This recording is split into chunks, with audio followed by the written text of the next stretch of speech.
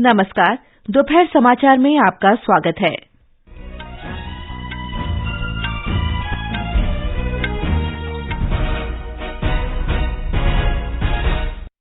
भारत और सिंगापुर के बीच तेजी और आसानी से लेन-देन की सुविधा के लिए संयुक्त डिजिटल भुगतान प्रणाली का शुभारंभ। प्रधानमंत्री नरेंद्र मोदी ने कहा, भारत डिजिटल भुगतान क्षेत्र में विश्व के अग्रणी देशों में। राष्ट्रपति द्रौपदी मुर्मू ने कहा, अरुणाचल प्रदेश में फलों के भंडार के रूप में उभरने की क्षमता है। मेघालय और नागालैंड में सभी राजनीतिक दलों के स्टार प्रचारकों ने प्रचार तेज किया। 4 धाम यात्रा के लिए ऑनलाइन पंजीकरण शुरू। मुंबई में दादा साहेब अंतर्राष्ट्रीय फिल्म महोत्सव में द कश्मीर फाइल्स को सर्वश्रेष्ठ फिल्म का पुरस्कार, RRR अंतर्राष्ट्रीय फिल्म ऑफ द ईयर घोषित। और लद्दाख में पैंगोंग त्सो झील मैराथन गिनीज बुक ऑफ दुनिया की सबसे ऊंची फ्रोजन लेक मैराथन के रूप में दर्ज। दोपहर समाचार के साथ मैं फरहत नाज। भारत और सिंगापुर ने संयुक्त डिजिटल भुगतान प्रणाली का शुभारंभ किया।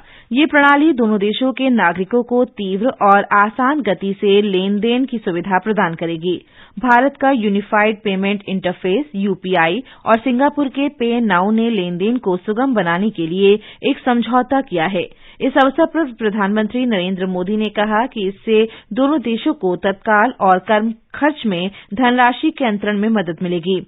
उन्होंने कहा कि अन्य लोगों के अलावा पेशेवर और विद्यार्थी इस भुगतान प्रणाली का लाभ उठा सकेंगे। उन्होंने कहा कि इस माध्यम से दोनों देशों के बीच नए अध्याय का शुभारंभ हुआ है। इससे दोनों देशों के लोगों को अपने मोबाइल से तत्काल कम खर्च में फंड ट्रांसफर करने में मदद मिलेगी। इस सुविधा से रेमिटेंसीज का सस्ता और रियल टाइम विकल्प संभव हो पाएगा।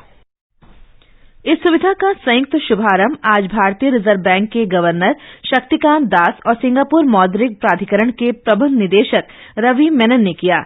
डिजिटल और फिनटेक क्षेत्र में भारत के विकास का जिक्र करते हुए प्रधानमंत्री ने कहा कि भारत में व्यापार को आसान करने और जीवन को सुगम बनाने में सुविधा प्रदान की गई है। उन्होंने कहा कि इस कारण प्रशासन और जन सेवा तंत्र को दुरुस्त करने में भी मदद मिली है। प्रधानमंत्री ने कहा कि भारत डिजिटल भुगतान क्षेत्र में विश्व के अग्रणी देशों में है। उन्होंने कहा कि कोविड महामारी के दौरान नागरिकों के बैंक खातों में सीधे पैसे भेजे गए। प्रधानमंत्री ने कहा कि भारत में यूपीआई लोकप्रिय भुगतान विकल्प बन चुका है।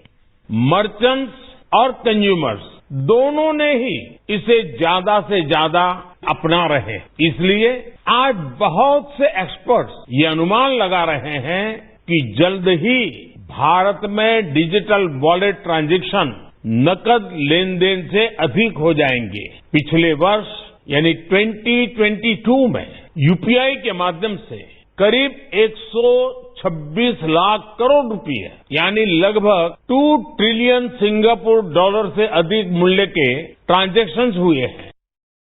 सिंगापुर के प्रधानमंत्री ली सिएन लूंग ने प्रधानमंत्री नरेंद्र मोदी के नेतृत्व की प्रशंसा करते हुए कहा कि ये परिकल्पना पहली बार प्रधानमंत्री मोदी की 2018 की सिंगापुर यात्रा के दौरान की गई थी। उन्होंने प्रसन्नता व्यक्त करते हुए कहा कि 2 भुगतान प्रणालियों का संपर्क अब मूर्त रूप ले चुका है। वित्तीय लेन-देन को सुगम बनाने की दिशा में एक और कदम बताते हुए उन्होंने कहा कि इस प्रणाली से दोनों देशों के बीच व्यापार को बढ़ाने में भी सहायता मिलेगी। आकाशवाणी का समाचार सेवा प्रभाग अपने दैनिक कार्यक्रम सुर्खियों में और स्पॉटलाइट में भारत और सिंगापुर के बीच यूपीआई पे नाउ संपर्क के शुभारंभ पर भारतीय रिजर्व बैंक के उप गवर्नर टी रविशंकर के साथ एक विशेष साक्षात्कार का प्रसारण करेगा। कार्यक्रम का लाइव प्रसारण एफएम गोल्ड और अतिरिक्त मीटरों पर भी सुना जा सकता है। राष्ट्रपति द्रौपदी मुर्मू ने कहा है कि अरुणाचल प्रदेश भारत का एक अभिन्न अंग है और केंद्र सरकार की एक्ट ईस्ट नीति में एक प्रमुख हितधारक है। राष्ट्रपति ने आज ईटानगर में अरुणाचल प्रदेश विधानसभा के विशेष सत्र को संबोधित करते हुए ये बात कही। ये देखकर मुझे प्रसन्नता होती है कि विकास का सूर्य अरुणाचल प्रदेश को प्रकाशित कर रहा है। अरुणाचल प्रदेश आज भारत की प्रगति की धारा का महत्वपूर्ण स्रोत है। अरुणाचल प्रदेश भारत का एक महत्वपूर्ण हिस्सा है और भारत की एक्ट ईस्ट पॉलिसी में एक प्रमुख हितधारक भी है। राष्ट्रपति ने कहा कि अरुणाचल प्रदेश प्राकृतिक संसाधनों की दृष्टि से संपन्न है और यहाँ के लोग कर्मठ हैं। यहाँ निवेश की असीम संभावनाएं हैं। यहाँ फलों का उत्पादन बहुत बड़ी मात्रा में होता है, जिस कारण ये प्रदेश प्राकृतिक फलों का भंडार बनने में सक्षम है। राष्ट्रपति ने कहा कि उत्तर पूर्वी क्षेत्र लंबे समय तक सड़क, रेल और हवाई मार्ग से वंचित रहा। उन्होंने कहा कि केंद्र सरकार क्षेत्र में संपर्क सुविधा और विकास पर ध्यान केंद्रित कर रही है। राष्ट्रपति ने विधानसभा के सदस्यों को सुझाव दिया कि सदन में सार्थक चर्चा पर जोर दिया जाना चाहिए। उन्होंने कहा कि विकास और सामाजिक कल्याण के विषयों पर एक आम सहमति बनाने की आवश्यकता है। राष्ट्रपति ने बाद में विधानसभा परिसर में अरुणाचल प्रदेश के गुमनाम नायकों पर एक फोटो प्रदर्शनी का भी उद्घाटन किया। राष्ट्रपति मुर्मू अरुणाचल प्रदेश के स्थापना दिवस समारोह में भाग लेने के लिए 2 दिन के दौरे पर थीं। ये समाचार हमारी वेबसाइट newsonair.com/hindi और हमारे mobile app news on AIR पर भी उपलब्ध हैं। दोपहर समाचार में आपका फिर स्वागत है। मेघालय और नागालैंड विधानसभा चुनाव के लिए सभी राजनीतिक दलों के स्टार प्रचारकों ने प्रचार तेज कर दिया है। दोनों राज्यों में सभी उम्मीदवार और उनके समर्थक जनसभाएं और घर घर जाकर प्रचार कर रहे हैं। 60 सदस्यों वाली विधानसभा के लिए 27 फरवरी को मतदान होगा। मेघालय में वरिष्ठ भाजपा नेता और केंद्रीय गृह मंत्री अमित शाह आज शिलांग में गोरखा पाठशाला और गोल्फ क्लब फील्ड में 2 जनसभाओं को संबोधित कर रहे हैं। भाजपा के स्टार प्रचारक और वरिष्ठ नेता पार्टी के उम्मीदवारों के समर्थन में प्रचार में लगे हैं। एनपीपी के वरिष्ठ नेता और मुख्यमंत्री कॉनराड के संगमा का विधानसभा के विभिन्न क्षेत्रों में जनसभाएं करने का कार्यक्रम है। कांग्रेस नेता और राजस्थान के पूर्व उप मुख्यमंत्री सचिन पायलट शिलंग के पुलिस बाजार क्षेत्र में जनसभा को संबोधित करेंगे। इस बीच यूनाइटेड डेमोक्रेटिक पार्टी यूडीपी के उम्मीदवार एच डोनकपुर राय लिंगदो के निधन के बाद सोहियोंग विधानसभा चुनाव के स्थगित हो जाने की संभावना है। मेघालय के मुख्य निर्वाचन अधिकारी ने बताया कि ईस्ट खासी हिल्स जिले के सोहियोंग में चुनावी प्रक्रिया के स्थगन से संबंधित एक विस्तृत रिपोर्ट भारत निर्वाचन आयोग को भेज दी गई है। निर्वाचन आयोग इस मामले में एक अधिसूचना जारी करेगा। सोहियोंग विधानसभा निर्वाचन क्षेत्र की सभी प्रमुख राजनीतिक पार्टियों के 6 उम्मीदवार चुनावी दंगल में हैं। नागालैंड में भारतीय जनता पार्टी के वरिष्ठ नेता और गृहमंत्री अमित शाह ने भाजपा एनडीपीपी उम्मीदवार के लिए यूएनसांग में मुख्यमंत्री नेफ्यू रियो के साथ रैली को संबोधित किया। श्री शाह ने कहा कि भाजपा सरकार ने प्रदेश का विकास बजट पिछली कांग्रेस सरकार की तुलना में 4 गुना बढ़ा दिया है। उन्होंने कहा कि नागालैंड में कई बुनियादी ढांचा परियोजनाएं पूरी हो चुकी हैं, जबकि 100 से अधिक परियोजनाएं पाइपलाइन में हैं। गृहमंत्री ने कहा कि राज्य में 1,28,000 परिवारों को जल जीवन मिशन के तहत पाइप से पानी का कनेक्शन मिला है, जिससे पहाड़ी इलाकों में पीने के पानी की कमी दूर हुई है। उन्होंने राज्य के विकास कार्यों को जारी रखने का आश्वासन भी दिया। वहीं कांग्रेस अध्यक्ष मल्लिकार्जुन खड़गे और सांसद शशि थरूर दिफुपर में रैली करेंगे। नागालैंड में आगामी चुनाव को देखते हुए व्यापक प्रबंध किए जा रहे हैं। हमारे संवाददाता ने बताया है कि दिव्यांगों के लिए विशेष प्रबंध किए गए हैं। नागालैंड में मतदान के दिन दिव्यांग या पीडब्ल्यूडी मतदाताओं की सुविधा के लिए सभी कदम उठाए जा रहे हैं। पीडब्ल्यू मतदाताओं को रैंप और व्हीलचेयर के साथ मतदान के दिन विशेष प्रवेश पास दिया जाएगा। दृष्टिबाधित मतदाता मतदान केंद्र के भीतर एक साथी भी साथ में ले जा सकेंगे। इसके अलावा दृष्टिबाधित मतदाताओं की सुविधा के लिए ईवीएम के साथ बेल सिस्टम भी लगाया जाएगा। साथ ही पीने के पानी, बिजली, शौचालय आदि की भी पर्याप्त व्यवस्था की जाएगी। आसनों के साथ मैं मानस प्रतिम शर्मा, आकाशवाणी समाचार, दीमापुर। वित्त राज्य मंत्री भागवत कराड़ ने कहा है कि अमृतकाल बजट में बिना किसी भेदभाव के सभी क्षेत्रों और सभी राज्यों के लिए प्रावधान किया गया है। उन्होंने आज मुंबई में डीडी संवाद अमृतकाल बजट में ये बात कही। उन्होंने कहा कि सभी राज्यों के लिए 130 करोड़ रुपए रखे गए हैं। ये कोष 50 वर्षों के लिए राज्यों को निःशुल्क दिए जाएंगे। श्री कराड़ ने कहा कि इस वर्ष के बजट का फोकस पूंजी परिव्यय और मूलभूत संरचना पर है। पहली बार पूंजी परिव्यय के लिए 10 लाख करोड़ रुपए आवंटित किए गए हैं। उन्होंने कहा कि बजट में प्राथमिक कृषि सहकारी समितियों के डिजिटीकरण के लिए 65,000 करोड़ रुपए का प्रावधान किया गया है। आयकर विभाग यूफ्लेक्स लिमिटेड से संबंधित 60 से अधिक स्थानों पर तलाशी ले रहा है। सूत्रों के अनुसार उत्तर प्रदेश, दिल्ली, गुजरात, महाराष्ट्र, मध्य प्रदेश, पश्चिम बंगाल, जम्मू कश्मीर, हरियाणा, तमिलनाडु, उत्तराखंड और हिमाचल प्रदेश में छापेमारी की जा रही है। ये छापे टैक्स चोरी से जुड़े हैं। ये समाचार आकाशवाणी से प्रसारित किए जा रहे हैं। ताजा समाचार जानने के लिए आप हमारे Twitter handle @AIR News Hindi को फॉलो कर सकते हैं। ये आकाशवाणी है। चारधाम यात्रा के लिए तीर्थयात्रियों का ऑनलाइन पंजीकरण आज से शुरू हो गया है। पर्यटन विभाग का पोर्टल आज सुबह 7 बजे खुला। गंगोत्री और यमुनोत्री धाम की यात्रा की औपचारिक घोषणा तक तीर्थयात्री बद्रीनाथ और केदारनाथ धाम का पंजीकरण करा सकेंगे। इससे तीर्थयात्रियों को न केवल घर से पंजीकरण करने में मदद मिलेगी, बल्कि मंदिर के खुलने को लेकर भी पूरी जानकारी मिलेगी। उत्तराखंड में हिंदू देवताओं और भारत की पवित्र नदियों को समर्पित 4 पवित्र तीर्थस्थल हैं। चारों तीर्थस्थल गढ़वाल क्षेत्र में स्थित हैं। इन तीर्थस्थलों को सम्मिलित रूप से उत्तराखंड का 4 धाम कहा जाता है।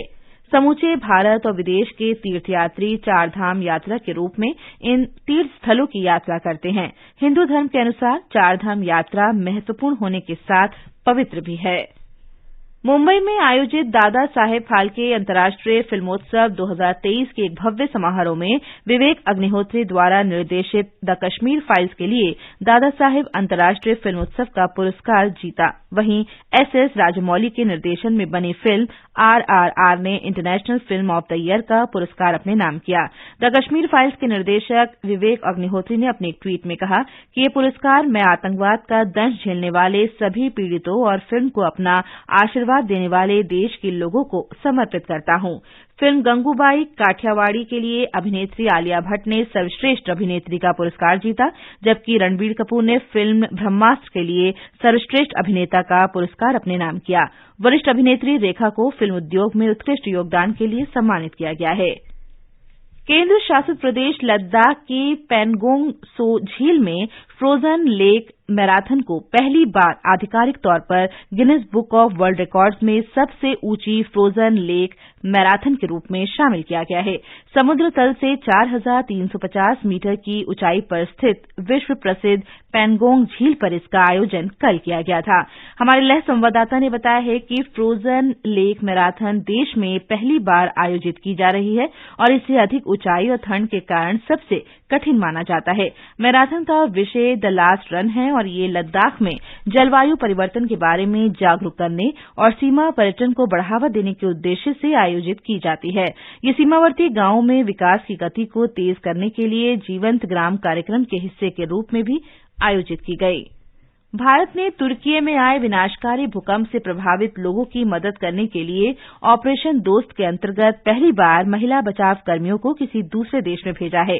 5 महिला बचावकर्मी राष्ट्रीय आपदा मोचन बल एनडीआरएफ का हिस्सा थीं।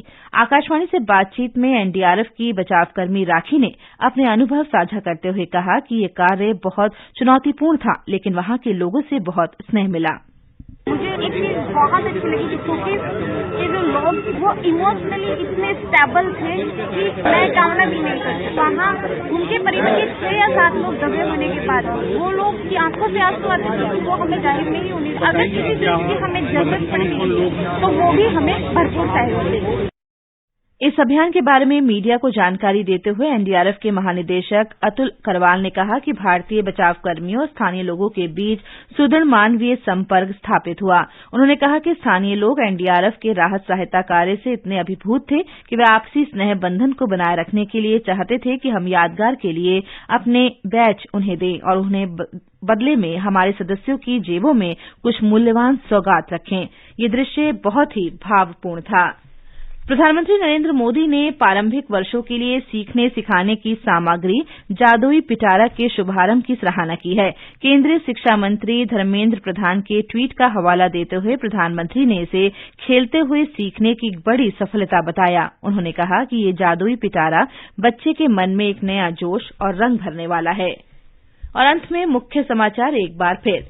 भारत और सिंगापुर के बीच तेजी और आसानी से लेनदेन की सुविधा के लिए संयुक्त डिजिटल भुगतान प्रणाली का शुभारंभ। प्रधानमंत्री नरेंद्र मोदी ने कहा, भारत डिजिटल भुगतान क्षेत्र में विश्व के अग्रणी देशों में। राष्ट्रपति द्रौपदी मुर्मू ने कहा, अरुणाचल प्रदेश में फलों के भंडार के रूप में उभरने की क्षमता है। मेघालय और नागालैंड में सभी राजनीतिक दलों के स्टार प्रचारकों ने प्रचार तेज किया। 4 धाम यात्रा के लिए ऑनलाइन पंजीकरण शुरू। मुंबई में दादा साहेब अंतर्राष्ट्रीय फिल्म महोत्सव में द कश्मीर फाइल्स को सर्वश्रेष्ठ फिल्म का पुरस्कार, आरआरआर अंतर्राष्ट्रीय फिल्म ऑफ द ईयर घोषित। और लद्दाख में पैनगोंग सो झील मैराथन गिनीज बुक में दुनिया की सबसे ऊंची फ्रोजन लेक मैराथन के रूप में दर्ज। इसके साथ ही दोपहर समाचार का ये अंक समाप्त हुआ। नमस्कार।